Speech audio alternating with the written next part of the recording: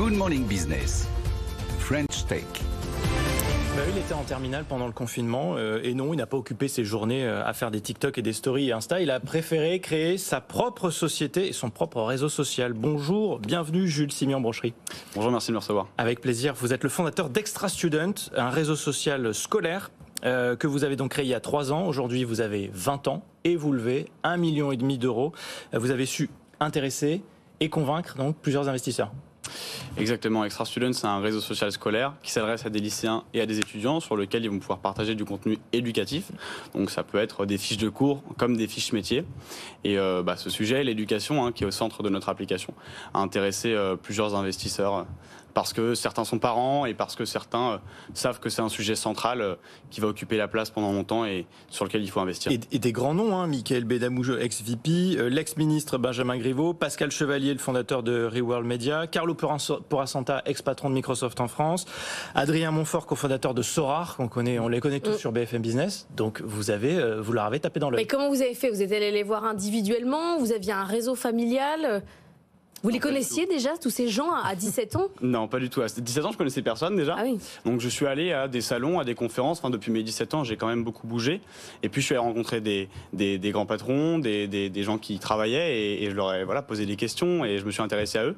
Et le jour où j'ai eu à lever des fonds, comme je les avais rencontrés, mais dans un cadre qui était un autre cadre, rien vous avez fait vraiment, bonjour, j'ai une idée. Oui, complètement. Mais vous leur avez proposé une application que vous aviez déjà créée à l'époque ou c'était juste un pitch que vous leur faisiez? Je parlais de mon système qui n'avait pas du tout la même tête qu'il a aujourd'hui avec le produit qu'on a. J'ai essayé de les saisir sur ce que je voulais faire, un peu le côté ambitieux du projet.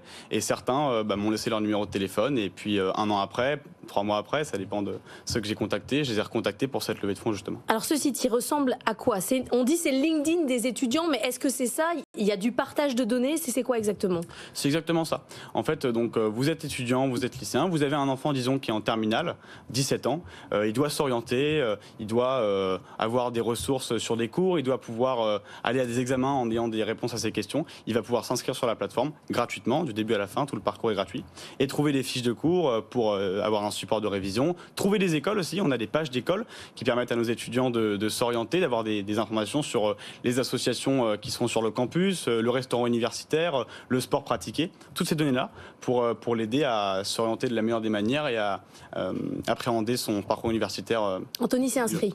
Oui, je me suis inscrit justement pour tester un petit peu l'application. C'est vrai que c'est pas mal. Alors, il y a encore des petits bugs techniques, parce que j'ai vu que, pardon de parler des questions qui fâchent, mais sur Android, elle n'est pas très bien notée l'application. Ouais. Je pense que ça va aussi servir à ça, la levée de fonds, à corriger les bugs techniques, etc. Mais bon, c'est déjà un beau produit. Après, la question, c'est quand on lance un réseau social, l'enjeu principal, c'est la taille critique. C'est-à-dire comment est-ce qu'on fait pour avoir un effet boule de neige où il y a des utilisateurs qui répondent et qui entraînent le fait qu'il y ait d'autres utilisateurs qui s'inscrivent. Comment vous avez généré ça tout seul depuis votre chambre d'étudiant ou à 17 ans? Comment on fait pour faire en sorte qu'il y ait des milliers de personnes qui s'inscrivent sur votre site? Déjà, c'est une population qui a beaucoup de besoins.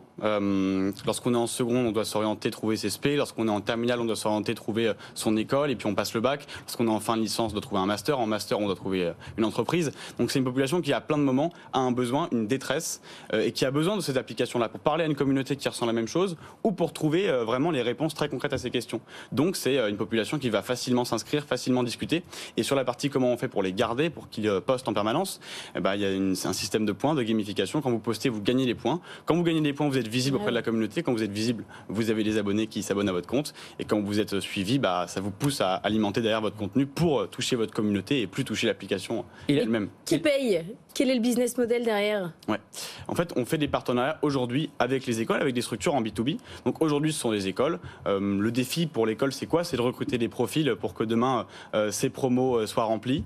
Et demain, ce sera peut-être des entreprises qui viendront recruter des profils, des stagiaires, des CDI apprenants, des alternants, qui sait. Est-ce qu'il y a de la modération? Parce que du coup, j'ai lu un petit peu les contenus. J'ai trouvé ça très très sage en fait. J'ai trouvé ça étonnamment sage. Beaucoup plus que Twitter. Il n'y a pas une faute d'orthographe qui saute. Il y a que des messages très polis, etc. Donc je me suis dit, soit c'est que des jeunes gens de bonne famille et voilà qui postent, ou alors il y a vraiment soit une c'est modération. pas des vraies personnes. Ouais. Alors comment est-ce que vous faites? J'aurais bien aimé. Déjà, on est un réseau social à la base éducatif. Donc ceux qui veulent avoir un autre usage vont pas forcément s'abonner, en tout cas pas aujourd'hui. Ce serait un problème de risque d'avoir trop de gens et des gens qui postent des autres contenus. Donc aujourd'hui, on a une population qui est sage, qui est sérieuse et des contenus qui sont sérieux. On n'a quasiment pas à modérer. Mais sinon, sur la modération, on est un réseau social. Donc nos utilisateurs sont bénéficiaires et contributeurs et aussi modérateurs. Donc ils vont pouvoir liker des contenus, ça va référencer et pousser les contenus les meilleurs en top du feed et sinon les noter.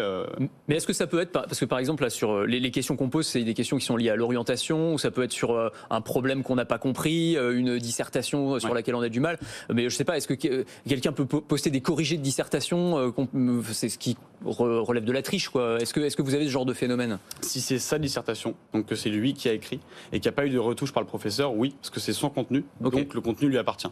Par contre, les cours copier-coller des cours des profs, les cours copier-coller de ressources qu'on peut trouver sur Internet qui n'appartiennent pas à l'élève en question, ça, faut qu'on les sorte directement de la plateforme. On a une policy pour le coup assez claire là-dessus dans nos CGU et nos CGV. Donc voilà.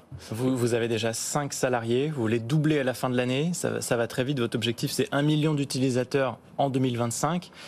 Quand on a 20 ans, comment on gère tout ça? Et comment vous voyez l'accompagnement? Déjà, je suis entouré d'une équipe qui a à peu près mon âge. Donc, on est vraiment tous dans un projet. On est comme une équipe de rugby, quoi. On est vraiment un collectif. On a à cœur de révolutionner un peu ce monde de l'éducation, de créer du lien entre des lycéens qui se parlent pas, de différents lycées, des étudiants qui se parlent pas non plus. Donc, on est tous dans le même bateau. Donc, et on n'a encore rien fait. Donc, c'est ça qui fait que l'équipe est ultra soudée et a le même objectif que moi et fera tout pour l'atteindre. Et on vous voit où dans 10 ans? On vous revoit sur BFM Business? Vous serez à 8h15 a priori. À 8h15 oui. Avec une levée de 100 millions. 8h15, c'est le grand entretien. C'est le grand patron. C'est pour le CAC 40. Écoutez, j'espère vous revoir en tout cas. Merci beaucoup. Impressionnant, hein, Jules Simian, Brocherie. Merci à vous.